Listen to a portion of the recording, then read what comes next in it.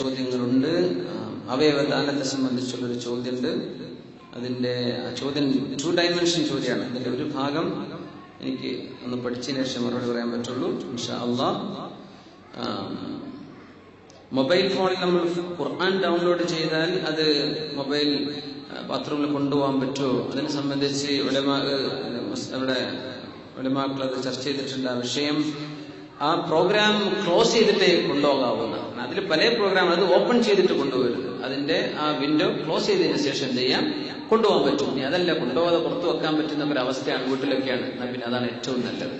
അതല്ല, പുറത്ത് വെച്ചാൽ പിന്നെ മൊബൈലും തിരഞ്ഞെടുക്കേണ്ടി വരും. അങ്ങനെയാണെങ്കിൽ അങ്ങനെ എന്തില്ല, അത് ഖുർആൻ ഓപ്പൺ ചെയ്യരുത്. ഖുർആൻ ക്ലോസ് ചെയ്തിട്ട് പ്രോഗ്രാം എല്ലാം ക്ലോസ് ചെയ്തിട്ട് എന്ത് ചെയ്യാം, കൊണ്ടുപോകാം. നമ്മളെ കൽബിനുള്ളിലൊക്കെ ഖുർആൻ ഉണ്ടെന്ന് അതിന് പറയില്ല. കൽബിനുള്ളിലൊക്കെ ഖുർആനില്ലേ, നമ്മൾ മാത്രം പോകണില്ലേ, അതിന്റെ ഉള്ളിൽ പ്രോഗ്രാം ക്ലോസ് ചെയ്യാൻ നമ്മൾ ഓതാൻ പാടില്ല, അവിടെ നിന്ന് കൊല്ലാൻ പാടില്ല. പിന്നെ സമി അല്ലാഹു ലിമൻ ഹമിദ എന്ന് കഴിഞ്ഞതിന് ശേഷം ചില ആളുകളൊക്കെ കൈകെട്ടും. അങ്ങനെയും ഹദീസിൽ വന്നിട്ടുണ്ട്. ചില മദ്ഹബുകളിലൊക്കെ അങ്ങനെ ഉണ്ട്. അത് എന്തല്ല, കുഴപ്പമില്ല. സമി അല്ലാഹു ലിമൻ ഹമിദ, സമി അല്ലാഹു ലിമൻ കൈ പൊക്കാത്തവരുണ്ട്, കൈ കെട്ടാത്തവരുണ്ട്. അങ്ങനെ സമി അല്ലാഹു ലിമൻ ഹമിദ ഇങ്ങനെ പറയും. സമി അല്ലാഹു ലിമൻ ഹമിദ, സമി അല്ലാഹു ലിമൻ ഹമിദ എന്നിങ്ങനെ കേട്ടു. ആ കാര്യങ്ങൾ ആ 3 രീതിയിലും ആ വിഷയം ശരിയാണ്. ഇതൊക്കെ ഹദീസിന്റെ വലിയ അത്ഭുതമാണ്. ഈ രീതിയിലൊക്കെ റസൂലുള്ളാഹി സ്വല്ലല്ലാഹു അലൈഹി വസല്ലം ചെയ്തു. ഈ മദ്ഹബുകൾ അംഗീകരിക്കുന്ന ആളുകൾ ലോകത്തെ എല്ലാ ഭാഗത്തുള്ളതുകൊണ്ട് അത്തരം ഹദീസുകളൊക്കെ സജീവമായി ജീവിച്ചിരിക്കാൻ, ആ സുന്നത്തുകളൊക്കെ അങ്ങനെ ജീവിച്ചിരിക്കുകയാണ്. അങ്ങനെയാണ് ഇവിടെ നമുക്ക് മനസ്സിലാവും. നമ്മുടെ നാട്ടില് ചെന്നാലും പോകും, ഇപ്പൊ അത്തഹിയാത്തിലൊക്കെ വിരലിങ്ങനെ നടക്കണ കണ്ടാൽ ചിലപ്പോൾ നമ്മളെ വിരലൊക്കെ എടുത്ത് മുറിച്ചു കളഞ്ഞേക്കും നാട്ടില്ലേ. അത്തഹിയാത്ത അറിയില്ല. അത് സുന്നത്തിൽപ്പെട്ട തങ്ങൾ ചെയ്ത ഒരു ചെറിയ ഹദീസിൽ വന്നതാണ്. അങ്ങനെ അങ്ങനെ തങ്ങൾ അനക്കിക്കൊണ്ടിരുന്നു. നമ്മുടെ ഷാഫി മദ്ഹബിന്റെ ഇമാമിയങ്ങളൊക്കെ പറഞ്ഞത് ഉയർത്തി വെച്ചാൽ മതി, അതിലേക്ക് നോക്കണം എന്നൊക്കെ സുന്നത്താണെന്നാണ്. എന്നാൽ അത് അനക്കണം സുന്നത്തുള്ളവരുണ്ട്. ഹനഫി മദ്ഹബിലൊക്കെ ധാരാളം ചെയ്യും. അതൊന്നും എന്തില്ല, തെറ്റല്ല, ഒക്കെ അനക്കുന്നുണ്ട്. ഖുതുബ നിർവഹിക്കുന്ന സമയത്ത് സുന്നത്ത് നിസ്കരിക്കുന്നവർ കാണുന്നു, ശരിയാണോ?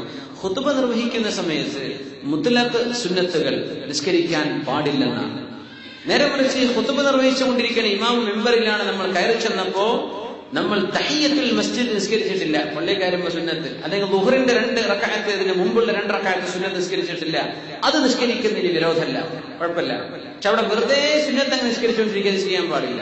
ഒരാൾ പള്ളിയിൽ ഇരിക്കാൻ ഖുതുബ നിർവഹിക്കാതെ 2 റക്അത്ത് നിസ്കരിച്ചാലോ അത് ചെയ്യാൻ പാടില്ല. മുത്ലഖ് സുന്നത്ത് പാടില്ല എന്ന് പറഞ്ഞു. പള്ളിയിലേക്ക് കടന്നു വരുന്ന ഒരാൾക്ക് തഹിയ്യത്ത് നിസ്കരിക്കാൻ വിരോധമില്ല. അതിന്റെ റാത്തിബായ സുന്നത്ത് നിസ്കരിക്കാൻ അതിനെന്തില്ല, വിരോധമില്ല. നിസ്കരിക്കാൻ പാടില്ല എന്ന് പറയുമ്പോൾ എല്ലാ നിസ്കാരത്തെ സംബന്ധിച്ചല്ല പറഞ്ഞത്. മുത്ലഖ് വെറുതെ നിസ്കരിക്കാൻ, ഞാൻ 2 റക്അത്ത് നിസ്കരിക്കട്ടെ, അല്ല, ചെയ്യാൻ പാടില്ല. ഖുതുബ നിർവഹിക്കുമ്പോൾ എല്ലാം നമുക്ക് തിരിഞ്ഞാലും ഇല്ലെങ്കിലും എല്ലാ പരിപാടി നിർത്തിവെച്ച് കേൾക്കണം. അല്ലേ, നിങ്ങൾ എന്ത് ചെയ്യണം, ശ്രദ്ധ കൊടുത്ത് അള്ളാഹുവിനെ സംബന്ധിച്ചാണ്, ദീനെ സംബന്ധിച്ചാണ് പറയണത് എന്ന് കേട്ടുകൊണ്ട് ഒന്നും നോക്കാൻ പാടില്ല. മൊബൈൽ വരെ ഒരു മെസ്സേജ് വന്ന് നോക്കിയാൽ ഖുതുബന്റെ കൂലി പോകുന്ന, മൊബൈൽ ഫോൺ എടുത്തിട്ട് അപ്പൊ സ്വിച്ച് ഓഫ് ചെയ്യാൻ, ഖുതുബന്റെ കൂലി പോയി. ഭൂമി തൊട്ടതിന്റെ കല്ലുമ്മൽ തൊട്ട് കളിച്ചാൽ, കല്ല് തൊട്ടാൽ അവന്റെ ജുമ അവൻ പഴപ്പിച്ചു. ആ ഖുതുബന്റെ കൂലി അവന് നഷ്ടപ്പെട്ടു. പക്ഷെ ഖുതുബ ശരിയാണ്, പക്ഷെ അവന്റെ കൂലി, ആ 2 ഖുതുബയുടെ ഭയങ്കരമായ കൂലി അവന് നഷ്ടപ്പെട്ടു. അതൊക്കെ അന്നത്തെ പള്ളി. ഇന്നിപ്പോ കാർപ്പറ്റ് ഇങ്ങനെ നോക്കി, അല്ലെങ്കിൽ കാർപ്പറ്റിന്റെ എന്തും അങ്ങനെ നോക്കി കളിച്ചു, അതാ പറഞ്ഞതിനർത്ഥം പാടില്ല. അത്രയും ശ്രദ്ധിച്ച് കേൾക്കേണ്ട ഇതാണ് ഖുതുബ. 2 റക്അത്തിന്റെ സ്ഥാനത്തല്ലേ, അതുകൊണ്ട് അത് സാധാ പ്രസംഗമല്ല എന്ന് പറയാൻ കാരണം. ദിക്ർ ചൊല്ലാൻ പാടില്ലല്ലോ ഖുതുബ നടക്കുമ്പോൾ. ഒരാൾ എനിക്ക് ഞാൻ ദിക്റില്ല, സ്വലാത്തില്ല, ഖുർആൻ ഓതാൻ പാടില്ലല്ലോ ഖുതുബ നടക്കുമ്പോൾ. അതൊന്നും വേറെ ഒരു പ്രസംഗത്തിനും ബാധകമല്ല. പക്ഷെ ഖുതുബക്ക് ചെയ്യാൻ പാടില്ല. അതാണ് ഖുതുബന്റെ അവസ്ഥ. الحمد لله رب العالمين حمدا كثيرا طيبا مباركا فيه على كل حال. اللهم صل على سيدنا محمد وعلى آله وأصحاب سيدنا ومولانا محمد. اللهم صل صلاة كاملة وسلم سلاما تاما على سيدنا محمد الذي تنحل به العقد وتنفرج به الكرب وتقضى به الحوائج وتنال به الرغائب وحسن الخواتم ويستسقى الغمام بوجهه الكريم وعلى آله وصحبه في كل لمحة ونفس بعدد كل معلوم لك. അല്ലാഹുവേ, യാ അല്ലാഹ്, ഞങ്ങളെ നിന്റെ ഇഷ്ടപ്പെട്ട മുഅ്മിനീങ്ങളിൽ ചേർക്കണേ അല്ലാഹ്. നിനക്ക് പൊരുത്തമുള്ള ആളുകളിൽ ചേർക്കണേ അല്ലാഹ്. നിന്റെ മലക്കുകളുടെ സഹബത്ത് കിട്ടുന്നവരിൽ കൊടുത്തണേ അല്ലാഹ്. പിശാചുകളുടെ ശല്യം ഇല്ലാത്തവർ ഞങ്ങളെ കൊടുത്തണേ റഹ്മാനെ.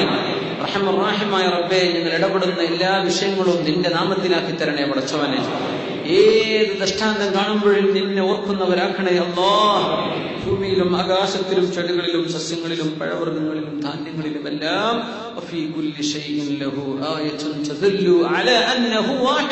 നിന്റെ വഹ്ദാനിയത്തും സമദിയത്തും പറയുന്ന അടയാളങ്ങളുണ്ട് എന്ന് ചിന്തിക്കുന്നവരാക്കണേ റഹ്മാനെ. അള്ളാഹുവിന് ഞങ്ങൾക്ക് നിഅമത്തുകൾക്ക് നന്ദി ചെയ്യുന്നവരാക്കണേ അല്ലാഹ്. ഞങ്ങൾ കഴിക്കുന്ന ഭക്ഷണവും ഞങ്ങൾ ഉടുക്കുന്ന വസ്ത്രവും ഞങ്ങൾ പെരുമാറുന്നതും അറിയുന്നതും എല്ലാം നിന്റെ നിഅമത്താണ് പടച്ചവനെ. അല്ലാഹുമ്മ ജഅൽനാ മിനശ് ശാകിരീൻ, അല്ലാഹുമ്മ ജഅൽനാ മിനദ് ദാകിരീൻ. നിനക്ക് ദിക്ർ ചൊല്ലുന്നവരാക്കണേ റബ്ബേ. നിന്റെ ഹബീബിന്റെ മേൽ സ്വലാത്ത് ചൊല്ലുന്നവരാക്കണേ അല്ലാഹ്. തഹ്ലീൽ ചൊല്ലുന്നവരാക്കണേ പടച്ചവനെ. ഖൽബ് കൊണ്ട് ശുക്ർ ചെയ്യുന്നവരാക്കണേ റബ്ബേ. നാവ് കൊണ്ട് ശുക്ർ ചെയ്യുന്നവരാക്കണേ അല്ലാഹ്. ഞങ്ങളുടെ ശരീരം കൊണ്ട് ശുക്ർ ചെയ്യുന്നവരാക്കി തരണേ പടച്ചവനെ. ഞങ്ങളുടെ ഈമാനെ നീ പൂർത്തിയാക്കി താ അല്ലാഹ്. ഈമാൻ നഷ്ടപ്പെടാതെ കാക്കണേ പടച്ചവനെ. ഈമാൻ അപകടത്തിൽപ്പെടുന്ന ഒരു പ്രസംഗമോ ഒരു വർത്തമാനമോ കേൾക്കാതെ ഞങ്ങളുടെ കാതുകളെ കാക്കണേ പടച്ചവനെ.